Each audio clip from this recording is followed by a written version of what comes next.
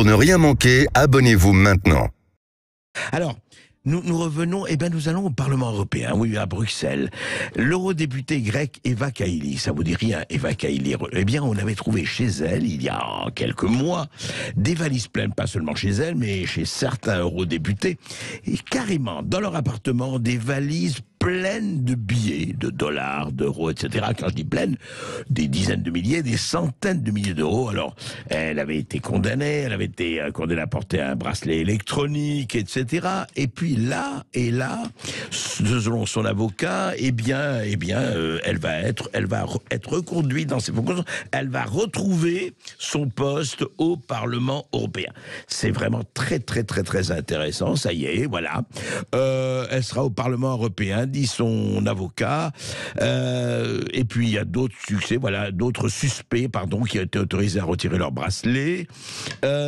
Qu'est-ce qui se passe? Alors on a demandé à Frédéric Baldan, que nous avions reçu avec Diane Prota, l'avocate Diane Prota, pour parler de Ursula von der Leyen et de ses SMS à Albert Bourla, le PDG de Pfizer. Mais là, il ne s'agit pas de ça, Frédéric Baldan. Il s'agit de dire, mais dites-moi, il y a eu procès, il y a eu jugement. Comment il se fait que son avocat peut déjà annoncer qu'elle retrouvait son poste au Parlement européen? Alors, vous m'entendez très bien? Très bien, on vous entend. Bonjour André Verkoff. Bonjour. Donc en réalité, ce qui se passe, c'est que, pour reprendre l'origine de cette affaire, c'est que les services de renseignement belges opéraient une surveillance sur des individus en Belgique et en ayant constaté des possibles infractions, ont transmis les informations au service judiciaire, donc à un juge d'instruction qui s'appelle le juge Claes. Oui. Et lui a mené des devoirs d'enquête à charge et à décharge dans le cadre d'une instruction judiciaire. Donc il n'est pas le juge du fond, il est le juge qui enquête et après on aura dans la tenue d'un procès, un juge qui jugera au fond l'affaire. Et donc en réalité, il a décidé, après avoir entendu toute une série de témoins, après la découverte de l'argent en cash dans l'appartement de madame, c'est très intéressant parce qu'elle nous explique que c'est son compagnon qui devrait se justifier parce qu'elle n'a rien à voir avec l'argent trouvé à son domicile. Et d'ailleurs, aujourd'hui, la ligne de défense, son avocat, est de dire « mais ces empreintes digitales ne sont pas sur les billets ». Alors, je ne sais pas si c'est une preuve que les billets ne sont pas chez elle. C'est une preuve qu'elle ne les a pas dépensés, qu'elle ne les a pas comptés. Mais en dehors de ça, c'est pas plus intéressant que ça. C'est à qui aujourd'hui, Frédéric Baldan, qu'elle va retrouver son poste ou pas?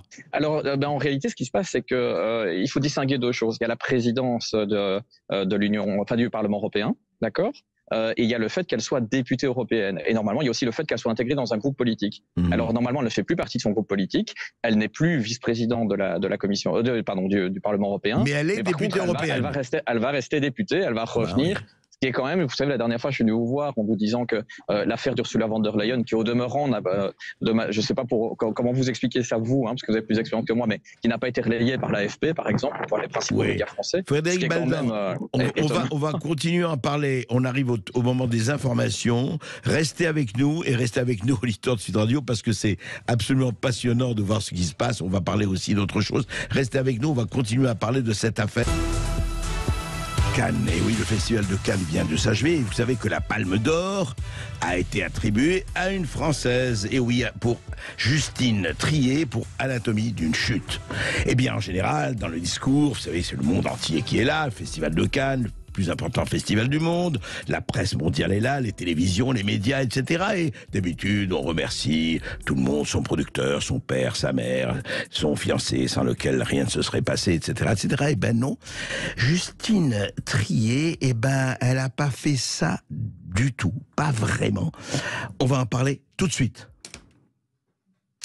Sud Radio Berkoff dans tous ses états, les perles du jour. Mais auparavant, nous allons évidemment, et je ne l'ai pas oublié, Monsieur Baldan, bonjour, vous êtes toujours devant le Parlement européen?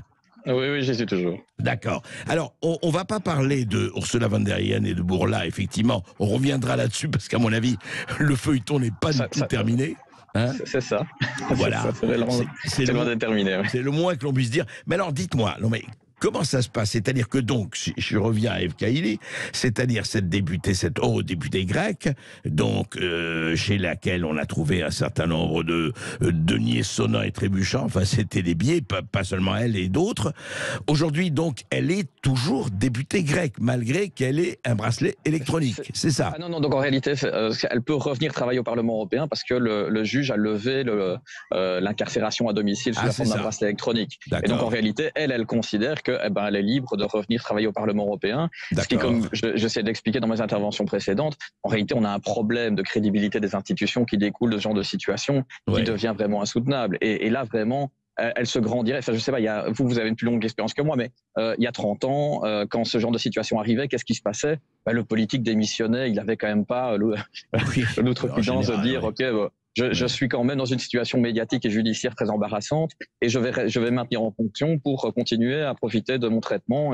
C'est juste inadmissible. Donc, et alors maintenant, elle essaye de nous expliquer en plus que la justice belge, dont fait aussi partie en fait les services de renseignement belges civils, la sûreté de l'État, en réalité, ils auraient probablement violé ces droits de députés européens, ce qui commence à devenir un peu violent. C'est-à-dire qu'elle nous explique très gentiment. C'est ce que dit son avocat, je crois. Oui, ce qui est juste grotesque. Nous, en Belgique, en réalité, je pensais pas dire ça un jour dans ma vie, mais pour une fois que notre service de renseignement fait un travail qui est appréciable et professionnel et qu'ils ont un résultat, on a un avocat qui nous explique qu'en fait la justice fait n'importe quoi, et ce qui est juste inentendable de la part de son avocat.